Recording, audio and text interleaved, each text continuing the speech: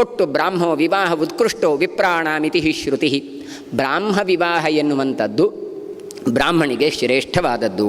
ಆದ್ದರಿಂದ ನೀನು 4 ಜನರನ್ನು ಅಂದರೆ 3+1 ಈ 4 ಜನರನ್ನು ನೀನು ಚತುಸ್ರೋ ಅಗ್ರಹೀನ್ ಮುನಿ ಇದನ್ನು ತೆಗೆದುಕೋ ಅಂತ ಹೇಳ್ತಾನೆ.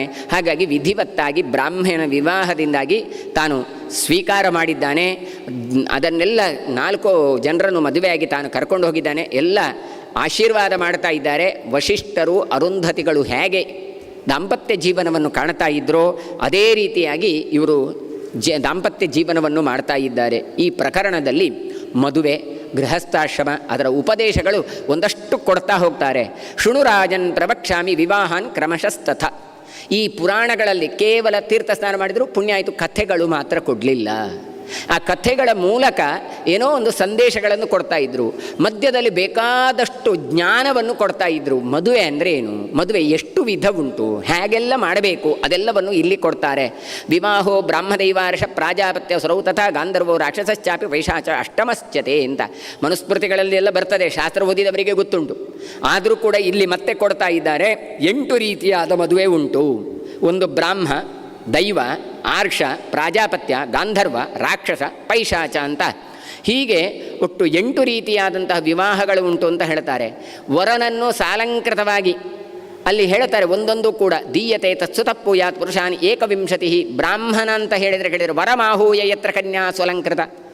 ಒಂದು ಹುಡುಗನನ್ನು ಕರೆದು ಅಲಂಕಾರ ಮಾಡಿ ಈ ಕಣ್ಣಿಗೆ ಬಂಗಾರ ಇತ್ಯಾದಿಗಳನ್ನೆಲ್ಲ ಹಾಕಿ ಬಟ್ಟೆಗಿಟ್ಟೆಗಳನ್ನೆಲ್ಲ ಹಾಕಿ ಸಾಲಂಕೃತವಾಗಿ ಅವಳನ್ನು ಒಪ್ಪಿಸುವಂಥದ್ದು. ಅಂದರೆ ಈಗ ಏನೊಂದು ನಡೀತಾ ಉಂಟು ಮದುವೆ, ಅದು ಹಾಗೆ ಆಯಿತು ಹೇಳಿದರೆ ಪಾಣಿಗ್ರಹಣ ಮಾಡಿದಲಿಕ್ಕೆ ಬ್ರಾಹ್ಮ ವಿವಾಹ ಅಂತ ಅರ್ಥ.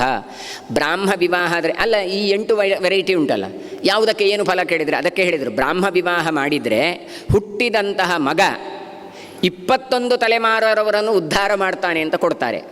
ಅಂದರೆ ತನ್ನ ತಂದೆ ತಾಯಿಯರನ್ನು ಉದ್ಧಾರ ಮಾಡಿದ, ಮುಂದೆ ಬರುವಂತಹ 10 ತಲೆಮಾರು, ಹಿಂದೆ ಬರುವಂತಹ 10 ತಲೆಮಾರುಗಳನ್ನು ಉದ್ಧಾರ ಮಾಡುತ್ತಾನೆ. ಹಾಗಾಗಿ ಮದುವೆಯ ಫಲ ಏನು ಕೇಳಿದರೆ ಕೇವಲ ದೈಹಿಕವಾದ ಸುಖ ಅಲ್ಲ, ಅಲ್ಲಿ ನಾವು ಸಂಕಲ್ಪ ಮಾಡೋದೆ ಪ್ರಜಾ ಸಮೃದ್ಧ್ಯರ್ಥಂ, ಒಳ್ಳೆಯ ಸುಪುತ್ರ ಹುಟ್ಟಬೇಕು ಅಂತಲೇ ಮಾಡೋದು. ಮತ್ತು ಮದುವೆ ಆದ ನಂತರ ನಾವು ಪ್ಲ್ಯಾನಿಂಗ್ ಮಾಡ್ತೇವೆ, 2 ವರ್ಷ ಮಾಡೋದಿಲ್ಲ, 3 ವರ್ಷ ಮಗು ಮಾಡೋದು ಹೇಳಿದರೆ ವ್ಯರ್ಥ. ಮದುವೆ ಆದದ್ದು ಯಾಕೆ, ಪುರೋಹಿತರು ಸಂಕಲ್ಪದಲ್ಲಿ ಏನು ಹೇಳಿದರು ಅಂತಲೇ ಇವ್ರಿಗೆ ಗೊತ್ತಿಲ್ಲ ಅಂತ ಅರ್ಥ. ಹಾಗಾಗಿ ಏನು ಕೇಳಿದರೆ ಹುಟ್ಟಿದ ಮಗುವಿನಿಂದ ಅಂದರೆ ಮದುವೆ ಆಗಬೇಕು, ಅಲ್ಲಿ ಸಂತಾನ ಆಗಬೇಕು, ಸಂತಾನದಿಂದಾಗಿ 21 ತಲೆಮಾರಿನ ಪಿತೃಗಳಿಗೆ ಸದ್ಗತಿಯಾಗತ್ತೆ. ಹಾಗಾದರೆ ಯಾವುದು ಶ್ರೇಷ್ಠ ಹೇಳಿದರೆ ಬ್ರಾಹ್ಮ ವಿವಾಹ ಶ್ರೇಷ್ಠ. ಹಾಗಾಗಿ ತಂದೆ 2 ಕಡೆಯವರು ನೋಡಿ ಆಮೇಲೆ ಸಮ್ಮುಖದಲ್ಲಿ ಹುಡುಗಿಯನ್ನು ಅಲಂಕಾರ ಮಾಡಿಕೊಂಡು ಬಂದು ಕನ್ಯಾದಾನವನ್ನು ಮಾಡುವುದುಂಟಲ್ಲ, ಇದು ಉತ್ತಮ. ಯಾಕೆ ಇದನ್ನು ಈಗಿನ ಸಮಾಜದಲ್ಲಿ ಹೇಳಬೇಕು ಕೇಳಿದರೆ, ಎಷ್ಟೋ ಜನರಿಗೆ ಉಂಟು, ನಾವು ಲವ್ ಮ್ಯಾರೇಜ್ ಮಾಡಿದ್ರೇನು, ರಿಜಿಸ್ಟರ್ ಮ್ಯಾರೇಜ್ ಮಾಡಿದ್ರೇನು, ಮ್ಯಾರೇಜ್ ಅಲ್ವಾ, ಹಾಗೆ ಹೀಗೆ ಅಂತ ಇವತ್ತೆಲ್ಲ ಫೇಸ್ಬುಕ್ ಮದುವೆಗಳು ಅಂತೆಲ್ಲ ಬಂತಲ್ಲ, ಮಾಡಿ. ಆದರೆ ಇದರಷ್ಟು ಫಲ ಅದಕ್ಕಿಲ್ಲ ಅಂತ ಕೊಡ್ತಾ ಇದ್ದಾರೆ. ಬ್ರಾಹ್ಮೋ ವೈ ವರಮಾಹೂಯ ಯತ್ರ ಕನ್ಯಾ ಸ್ವಲಂಕೃತ ದೀಯತೆ ತತ್ಸುತಃಪೂಯಾತ್ ಪುರುಷಾನ್ ಏಕವಿಂಶತಿ ಅಂತ 21 ತಲೆಮಾರಿನವರನ್ನು ಉದ್ಧಾರ ಮಾಡುವ ಈ ಕನ್ಯಾ ವಿವಾಹಕ್ಕೆ ಇದಕ್ಕೆ ಬ್ರಾಹ್ಮ ವಿವಾಹ ಅಂತ ಕೇಳ್ತಾರೆ. ಆಮೇಲೆ ಯಜ್ಞಾರ್ಥಂ ಮೃತ್ಯುಜೇ ದೈವ ತಜ್ಜಪಾತಿ ಚತುರ್ದಶ. ಆಮೇಲೆ ಹೇಳ್ತಾರೆ ಯಜ್ಞ ಮಾಡ್ತಾ ಬಿದ್ದೇವೆ, ಯಜ್ಞ ಎಲ್ಲ ಮಾಡಿದ ನಂತರ ದಕ್ಷಿಣ ಕೊಡಬೇಕು. ದಕ್ಷಿಣ ಕೊಡಲಿಕ್ಕೆ ಇಲ್ಲಿ ಕೈ ಖಾಲಿಯಾಗಿದೆ ಅಂತ ಇಟ್ಟುಕೊಳ್ಳುವ. ಹಾಗೆ ಏನು ಮಾಡುವಂಥದ್ದು ಕೇಳಿದರೆ, ಈ ಕನ್ಯೆಯನ್ನು ನಿಮಗೆ ದಾನ ಕೊಡ್ತೇನೆ ಅಂತ ಒಂದು ವೇಳೆ ಹುಡುಗಿಯನ್ನು ದಾನ ಮಾಡಿದ ಅಂತಾದರೆ ಅದಕ್ಕೆ ದೈವ ವಿವಾಹ ಅಂತ ಹೆಸರು ಅಂತ ಹೇಳ್ತಾರೆ. ಇದರಿಂದ ಹುಟ್ಟಿದ ಮಗ 14 ತಲೆಮಾರನ್ನು ಉದ್ಧಾರ ಮಾಡ್ತಾನೆ. ಹಾಗಾದರೆ ಬ್ರಾಹ್ಮ 21, ಇದು 14 ತಲೆಮಾರನ್ನು ಉದ್ಧಾರ ಮಾಡುತ್ತೆ. ವರವಾದಾಯ ಗೋದ್ವಂದ್ವಂ ಆರ್ಷ ತಚ್ಚ ಪುನಾತಿಷಟ್. ಆಮೇಲೆ ಹುಡುಗನನ್ನು ಕರೆದು ಅವನಿಗೆ 2 ಗೋವುಗಳನ್ನು ಅವನಿಂದ ತೆಗೆದುಕೊಂಡು ಕನ್ಯೆಯನ್ನು ಮದುವೆ ಮಾಡೋದು. ಅಂದರೆ ಏನು ಕೇಳಿದರೆ ಮೊದಲು ಹಣ ತಗೊಂಡು ಮದುವೆ ಮಾಡೋದು ಅಂತ ಹೇಳೋದಿಲ್ವಾ? ಹಾಗಾಗಿ ವರದಕ್ಷಿಣೆ ಆಗಿ 2 ಗೋವುಗಳನ್ನು ತೆಗೆದುಕೊಂಡು ತಾನು ಒಂದು ವೇಳೆ ಮದುವೆಯನ್ನು ಮಾಡಿದ ಅಂತಂದರೆ ಬದುಕಲಿಕ್ಕೆ ಏನಿಲ್ಲ, ಕಷ್ಟ ಅಷ್ಟು ಅಂತ ಇದ್ದಾದರಲ್ಲಿ ಹಾಗೆ ಮಾಡಿತು ಕೇಳಿದರೆ ಅದಕ್ಕೆ ಆರ್ಷ ವಿವಾಹ ಅಂತ ಹೆಸರು. ಹಾಗಾಗಿ 2 ಗೋವುಗಳನ್ನು ತೆಗೆದುಕೊಂಡು ಕನ್ಯೆಯನ್ನು ಕೊಟ್ಟು ಮದುವೆ ಮಾಡಿದರೆ, ಅಂದರೆ ಪರ್ಚೇಸ್ ಮಾಡುವ ಒಂದು ದೃಷ್ಟಿಯಲ್ಲಿ ಮಾಡಿದರೆ ಅದಕ್ಕೆ ಆರ್ಷ ವಿವಾಹ ಅಂತ. ಇದರಲ್ಲಿ ಹುಟ್ಟಿದವನು ಹಿಂದೆ 3 ತಲೆಮಾರು, ಮುಂದೆ 3 ತಲೆಮಾರುಗಳೆಂದರೆ 6 ಜನರನ್ನು ಉದ್ಧಾರ ಮಾಡ್ತಾನೆ. ಇನ್ನು ಕನ್ಯೆಯನ್ನು ಕೇಳಿಕೊಂಡರು ಬಂದು ಸಹೋಭೌ ಚರತಂ ತತ್ರ ಯಾ ದೀಯತೆ ಕನ್ಯೆ ತಜ್ಞೋ ವಂಶಾನ್ ಪುನಾತಿ ಷಟ್ ಅಂತ ಚತ್ವಾರಯೇತೆ ವಿಪ್ರಾಣಾಂ. ಆಮೇಲೆ ಕನ್ಯೆಯನ್ನು ಕೊಡಿ ಅಂತ ಕನ್ಯೆಯನ್ನು ಯಾಚಿಸಿಕೊಂಡು ಒಬ್ಬ ಬಂದಿದ್ದಾನೆ.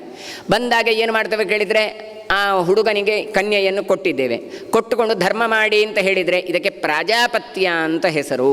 ಈ ವಿವಾಹವಾಗಿ ಹುಟ್ಟಿದರೆ 6 ಜನ ಉದ್ಧಾರ ಆಗುತ್ತಾರೆ ಅಂತ ಹೇಳ್ತಾರೆ. ಹೀಗೆ ಬ್ರಾಹ್ಮ ವಿವಾಹ, ದೈವ ವಿವಾಹ, ಆರ್ಷ ವಿವಾಹ, ಪ್ರಾಜಾಪತ್ಯ ವಿವಾಹ ಎನ್ನುವಂತಹ 4 ವಿವಾಹಗಳು ಇದು ಬ್ರಾಹ್ಮಣರಿಗೆ ವಿಹಿತವಾದದ್ದು. ಇದನ್ನು ಉತ್ತಮ ಅಂತ ಹೇಳಿದರು. ಚತ್ವಾರಯೇತೆ ವಿಪ್ರಾಣನ್ ಧರ್ಮ್ಯ ಪಾಣಿಗ್ರಹ ಸ್ಮೃತ, ಇದು ಬೆಟರ್, ತೊಂದರೆ ಇಲ್ಲ ಅಂತ.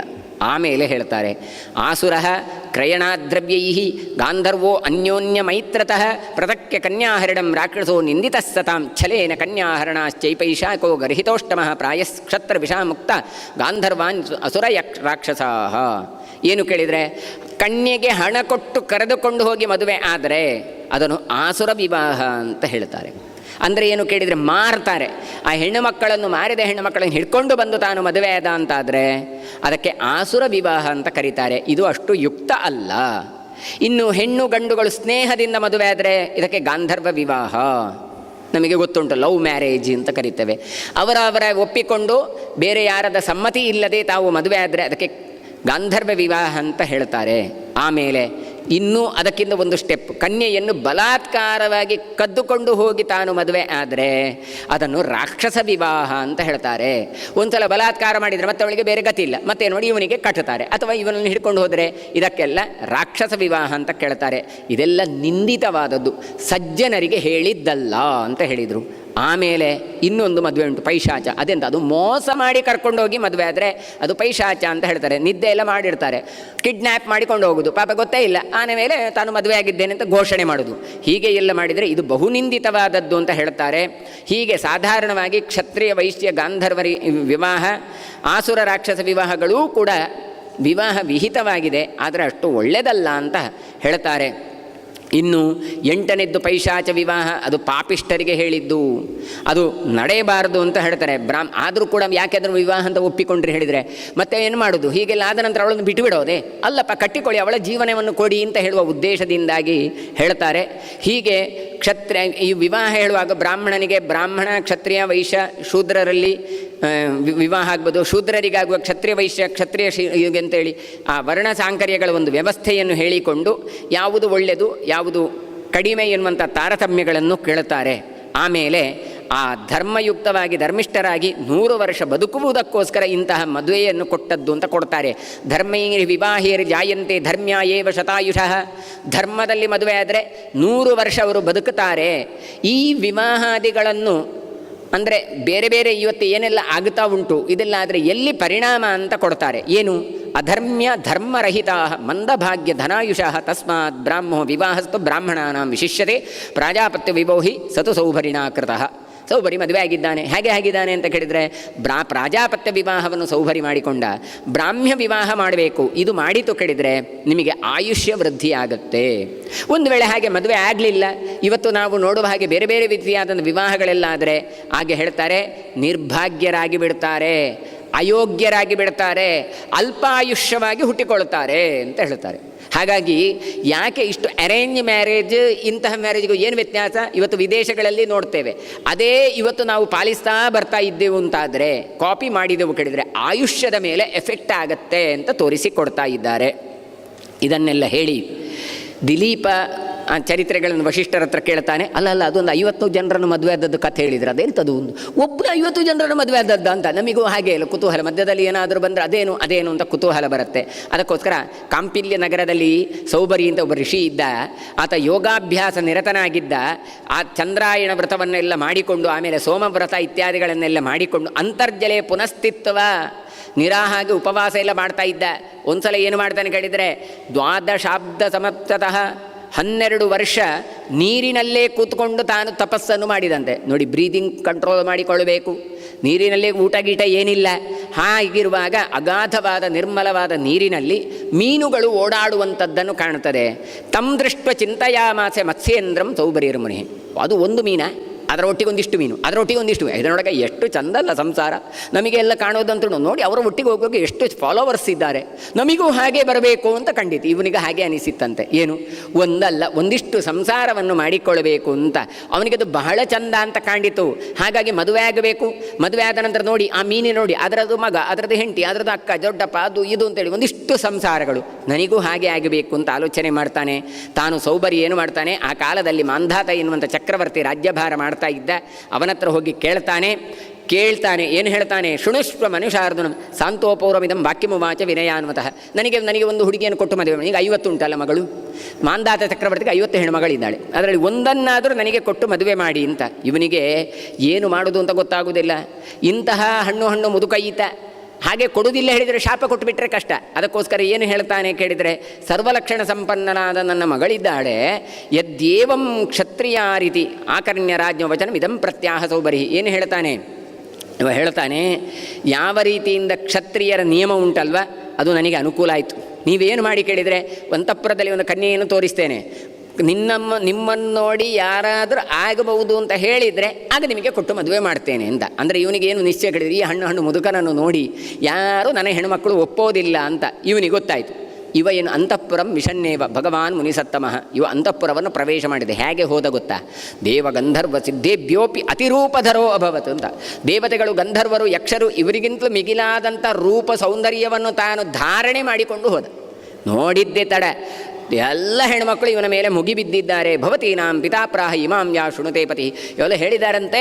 ಇದರಲ್ಲಿ ಯಾರಾದರೂ ನಿಮಗೆ ಹೆಣ್ಣುಮಗಳು ಮದುವೆ ಆಗ್ತೀರಿ ಅಂತ ಹೇಳಿದರೆ ಇವಳನ್ನು ಮದುವೆ ಆಗಬಹುದು ಅಂತ ಹೇಳಿ. ನೋಡಿದ್ದೆ ಕಂಚುಕಿ ಅಂತ. ಕಂಚುಕಿ ಅಂದರೆ ಅಲ್ಲಿದ್ದಂಥ ಕೆಲಸದವಳು ಹೋಗಿ ಇದನ್ನು ಹೇಳಿದ್ದಾರೆ. ಎಲ್ಲ ಹೆಣ್ಣುಮಕ್ಕಳು ನಾನು ಮದುವೆ ಆಗ್ತೇನೆ ಅಂತ ಮುಗಿಬಿದ್ದಿದ್ದಾರೆ. ಕೊನೆಗೆ ಈತ ಉಪಾಯ ಇಲ್ಲದೆ 50 ಹೆಣ್ಣು ಮಕ್ಕಳನ್ನು ಅವರಿಗೆ ತಾನು ಕೊಟ್ಟು ಮದುವೆ ಮಾಡ್ತಾನೆ. ಮದುವೆ ಮಾಡಿದ ನಂತರ ಹೆಣ್ಣುಮಕ್ಕಳನ್ನು ಕರ್ಕೊಂಡು ಬಂದಿದ್ದಾನೆ ಸೌಬರಿ. 50 ಹೆಣ್ಣು ಮಕ್ಕಳಿಗೆ 50 ಭವನವನ್ನು ನಿರ್ಮಾಣ ಮಾಡಿದ್ದಾನೆ. ಅಷ್ಟು ಮಾತ್ರ ಅಲ್ಲ, ತಾನು 50 ರೂಪವನ್ನು ಪಡ್ಕೊಂಡಿದ್ದಾನೆ. 50 ಹೆಣ್ಣು ಮಕ್ಕಳಿಗೂ ಸುಖವನ್ನು ಕೊಡ್ತಾ ಇದ್ದಾನೆ. ಒಂದು ದಿನ ಇವ ಯಾರು ಕೇಳಿದರೆ ಮಾಂಧಾತ ಚಕ್ರವರ್ತಿ ತಾನು ಈ ಹೆಣ್ಮಕ್ಕಳೆಲ್ಲ ಹೇಗೆ ಬದುಕುತ್ತಾ ಇದ್ದಾರೆ, ರಾಜಕುಮಾರಿ ಯಾರಾಗಿದ್ದವರು ಕಾಡಿನಲ್ಲಿ ಹೇಗೆ ಬದುಕುತ್ತಾರೆ ನೋಡುವ ಅಂತ ತಾನು ಬಂದಿದ್ದಾನೆ. ಬಂದರೆ ಒಬ್ಬಳು ಮಗಳು ಕರ್ಕೊಂಡು ಹೋಗಿ ಅರಮನೆಯಲ್ಲಿ ಒಂದು ದೊಡ್ಡ ಸೌಧ ಕರ್ಕೊಂಡು ಹೋಗಿ ಕೂತ್ಕೊಳಿಸಿ ಹೇಳ್ತಾರೆ, ಮಿಷ್ಟಾನಂ ಮೃದುಶಯ್ಯಾಚ ವಸ್ತ್ರಾಣ್ಯಾಭರಣಾನಿ ಚ ತಿಲಾಜ್ಯ ಧಾನ್ಯಲವಣಂ ದಧಿಕ್ಷೀರ ಮಧೂನಿ ಚ ಧನಾನಿ ಗಂಧದ್ರವ್ಯಾನಿ ಫಲಮೂಲಾನಿ ಚೆನ್ನು. ಅಯ್ಯೋ ನೀವು ಏನು ಹೇಳ್ತೀರಿ ಅಮ್ಮ, ಇಲ್ಲಿ ನಮಗೆ ಬೇಕಾದಷ್ಟು ಸುಖಗಳು ಉಂಟು ಅಂತ ಹೇಳ್ತಾ ಇದ್ದಾರೆ. ಅಪ್ಪನ ಹತ್ರ ರುಚಿಯಾದ ಅನ್ನ, ಮಲಗಲಿಕ್ಕೆ ಮೆತ್ತಗೆಯಾದಂತಹ ಹಾಸಿಗೆ, ಒಡವೆ ವಸ್ತ್ರಗಳು ಮಾತ್ರ ಅಲ್ಲ, ತುಪ್ಪ, ಧಾನ್ಯಗಳು, ಉಪ್ಪು, ಹಾಲು, ಮೊಸರು, ಜೇನು, ತುಪ್ಪ ಏನು ಬೇಕು ಎಲ್ಲ ನಮಗೆ ಬಗೆಯಾದಂಥ ಊಟಗಳು ಎಲ್ಲ ಉಂಟು. ನನ್ನ ಗೃಹಸ್ಥಾಶ್ರಮಕ್ಕೆ ಸಮಾನವಾದ ಆಶ್ರಮ ಇನ್ನೊಂದು ಇಲ್ಲ ನಮಗೆ. ಆದರೆ ನಮಗೆ ಒಂದೇ ದುಃಖ ಇರೋದು, ಇದಮೇಕಂ ಮಹದ್ ದುಃಖಂ, ಒಂದು ಮಾತ್ರ ದುಃಖ ನಮಗೆ. ಏನು, ಮಯೈವ ಸ್ನೇಹವಾನ್ ಭರ್ತ, ನನ್ನೊಟ್ಟಿಗೆ ಗಂಡ ಇರ್ತಾರೆ 24 ಗಂಟೆ. ನನ್ನ ಅಕ್ಕಂದಿರ ಹತ್ರ ತಂಗಿ ಹತ್ರ ಹೋಗೋದೇ ಇಲ್ಲ.